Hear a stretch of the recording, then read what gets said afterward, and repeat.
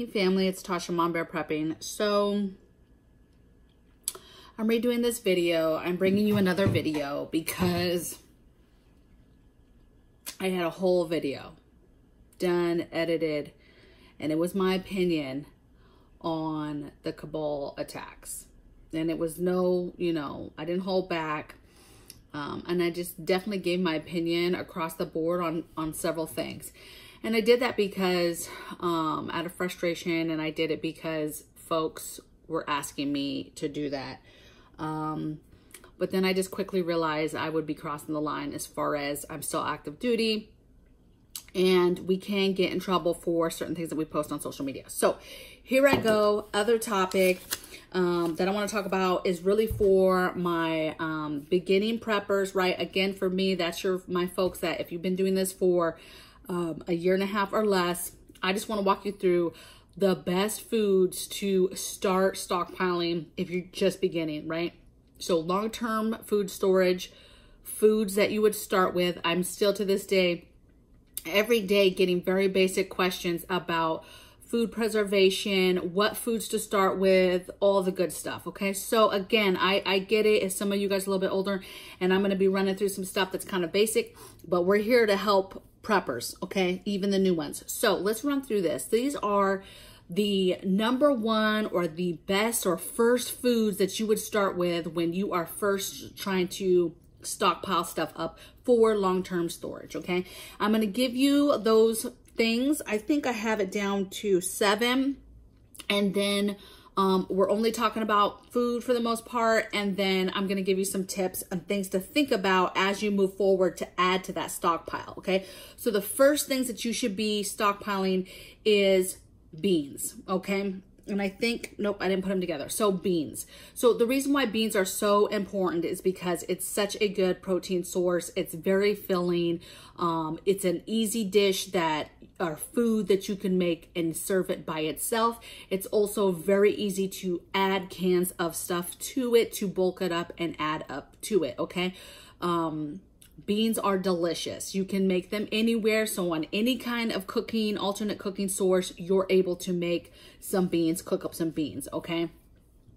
So beans are the number one thing to keep. Now there is a way, I'm gonna talk in tips. You wanna make sure that you're preserving this stuff, but beans will last you a very, very, very long time, if not forever, if you keep them right. So it is one of the first things that you should be stockpiling as a new prepper. Next thing is canned meats. So anything canned is good, but you're gonna be wanting to get nutrient foods, right? You're gonna be thinking, okay, I need a carb, something very heavy-ish. I need a vegetable, I need a meat, I need some sort of fruit in my diet. Those are the things you need to be thinking about. And then later you're gonna add the other components of a food pyramid, but you're thinking about just the basics of a very simple core meal, right? And so canned meats, there is a variety of canned meats. I'll try to link it in the video right here. I try to point so I can find it because I'm horrible with putting them. But canned meats, I did a video. There is probably 15 to 20 different types of canned meats that you guys can get, okay? And that's not counting foods that maybe you've canned yourself, but you're wanting to get canned meat options on your shelf. And I know that this is new to a lot of people. A lot of people never even knew you could get certain meats in a canned form, and let alone it be part of their normal kind of diet, because we're so used to getting, fresh meat from a store and cooking it, right?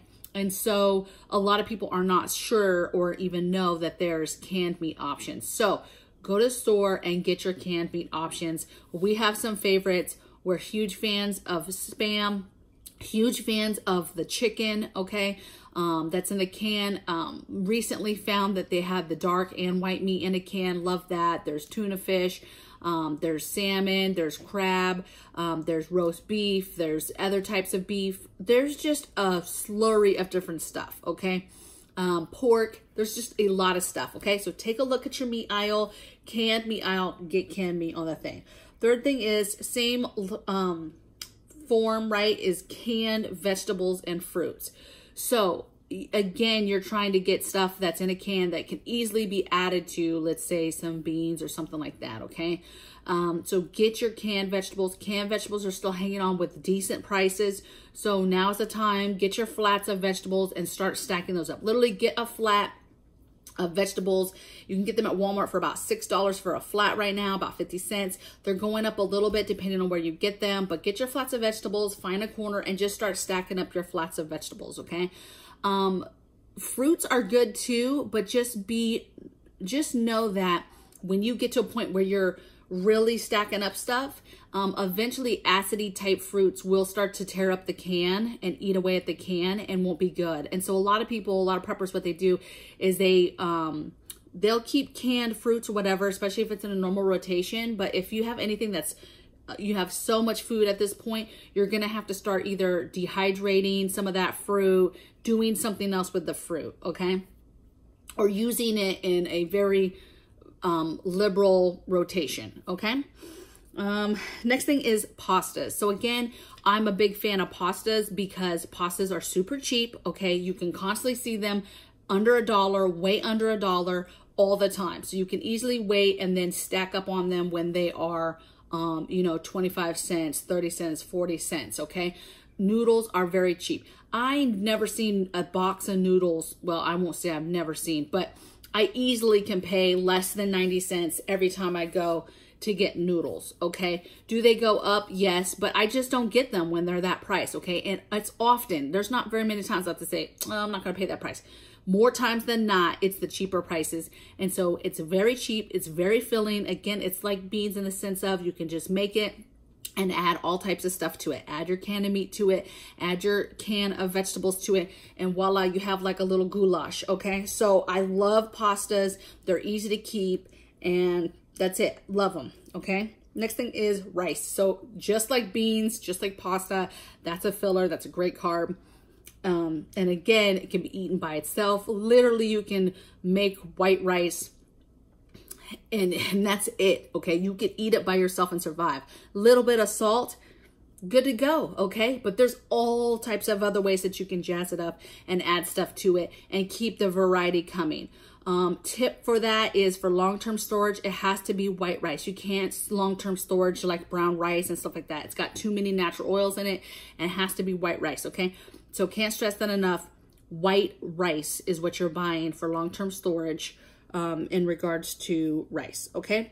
Next thing is, and beans are not that way. All the dry beans, you're fine, okay? So dry beans. Next thing is favorite seasoning. So don't forget your seasonings. A lot of the canned products are gonna have natural sodium, natural salt in them. But when you're talking about all of a sudden making, you know, a pan of beans, a pan of rice, some pasta, whatever, yeah, if you're adding canned stuff to it, you're probably going to get that flavoring that you need, at least a minimum baseline. But if you ever find yourself where, hey, we're trying to ration, we're trying to watch our food, and we're just gonna, this meal's just gonna be white rice, or it's just gonna be a beans type of recipe, then okay, make sure that you are, for long-term storage, getting some kind of seasoning together for that. And then with seasonings, you need to repackage them. I can't stress that enough. You need to repackage them because they go bad and stale and then hardened, and they're just not good for long-term storage, okay? I don't know if you've ever bought even like a little seasoning thing and it stays in your cabinet for even a couple months. Next, you know, you're using it here and there and it's all just hard, okay? So the best thing, what I do with all my seasonings is I just put them all in glass containers, right? And seal them up that way. You can, like, sometimes I get the really big ones, but if I get those, then I'll just tape the tops, okay? I'll leave them in their plastic, whatever, but I'll just tape them to try to get away from any kind of air, okay? I vacuum seal the packet kinds, the little ones, you know, that you can get, that like where the taco seasoning is and stuff like that. I have a ton of those packets, but I immediately vacuum seal them when I buy them, and then I keep them in that form, okay? So just get your seasonings, whatever it is. You don't have to go over the top. Just get whatever your family go-to seasoning is, and make sure that you're putting some of that away for long-term storage. Next thing is not really a food, you guys, last thing, but I have to mention it because it's like, it's just my thing, okay? I feel like I can't sleep at night if I don't keep telling people about water, water, water. One, you're going to need water for the cooking process for some of this stuff, right? But two, water is super important. You're going to need it for drinking. You're going to need it for cooking. You're going to need it for hygiene. I cannot stress enough how important it is to get water. And when I say get water in your home, I'm not talking about, hey, get a case of water, okay? I'm talking about invest in water containers, putting water in those containers, and then stacking those containers away. So they're not in your normal rotation water. It's long-term storage water. Like, put it away. You need to get in the mindset of putting away water, okay? You know, you could buy cases of water or whatever you want, but they just don't store that good. I know a ton of preppers that's what they do. They do, they've got a room dedicated or a basement dedicated, and they just have a ton of water stored in little water bottles. I'm not a fan of that. Now, I'm not saying don't have cases of water. Okay, we have water in all fashions in this home, okay? We definitely have cases of water, okay? We have gallons of water. We have stored away water in all types of water containers that we've bought over the years. So we have it in every way. So I'm not necessarily knocking cases of water at all. But what I'm saying is, for a long-term situation, it's not necessarily going to be convenient for you, because here's an example. You have cases of water, of little water bottles. One, it can be compromised, and that plastic can start to leach into the water, okay, if it gets compromised at all with heat or sun or anything like that. And then two, imagine you're trying to use water to either cook or to actually clean or do laundry. And now I'm having to open these little bottles to get some water to do a load of laundry, or to do a load of off-grid laundry, or to do some dishes, or to do something, okay? Take a little field bath, okay? That's going to be kind of annoying. You're going to need to have bigger sources of water that are easily accessible to pump bigger portions of water out of, okay? But we have all types, okay? Those are my things. So tips. I'm going to say, as you're thinking about this, right? This isn't the be all end all list, right? But these are the first foods that you should be concentrating on when you're talking about starting to actually stack up food, okay?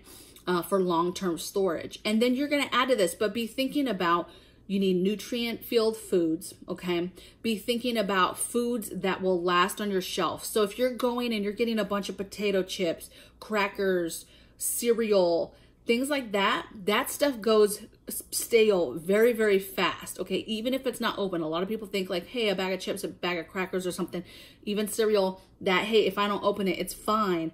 But it actually stales very, very quick, you guys, okay? So be thinking the mindset of the stuff that isn't gonna stale like that or go bad right away. There's ways to make that stuff last longer, to vacuum seal it or whatever, dry can it, whatever. You can do that so that you can make that stuff last longer, but just know that you absolutely need to preserve it. Otherwise, it's not gonna last. You just buying it and stacking on the shelf and feeling good, like, oh, I got all this, but it's not gonna be good, and you're wasting your money, okay?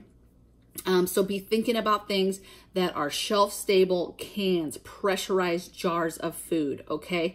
Like your spaghetti jars, things like that. Think about whole meal and how you guys would make that work. Think about preserving. So when you're buying these long-term foods, the only last long-term is because you've put them away properly, okay? So rice, beans, things like that. That can go in a 5-gallon bucket, either in a Mylar bag and then the bucket, or it can go straight in the bucket, put some bay leaves in there. It could go in jars and get vacuum sealed. It can go in jars and just put an oxygen absorber. There's a ton of things that you can do to preserve the food, but you need to preserve it. Now, rice and beans will last for a long time just on the shelf, right? In bags or whatever. The problem is for long-term storage, you're going to eventually possibly run into a problem with bugs or insects. And if you do, then you're running the risk of losing all that food that's sitting there. But ideally, we've all had rice and beans that have been sitting in our pantries for a long time that are just fine, okay? But you need to get in the mindset of food preservation and how to do that. And so that you're getting these first foods, you're preserving them, putting them up, and then continuing to do that. And then when you get a point where you've got quite a bit of this stuff, then you're branching out to get a few of the other things in life that you need. You know, your oils, your honey, your other things to season stuff, you know, that's the other stuff that you'll start adding. You'll be branching out. What can you can? Okay, start canning. What can you can to put on the shelf? What can you dehydrate to put in a jar and put on the shelf? Okay, it's all about making our food last longer, but these are the first foods that as a new prepper you are going to do. If you've been prepping for a while and you haven't really concentrated on these things, or you haven't concentrated on long-term storage foods yet, then that's what you need to be doing. Okay, so I hope that this helped you. And I'll see you guys in the next video. Take care. Bye.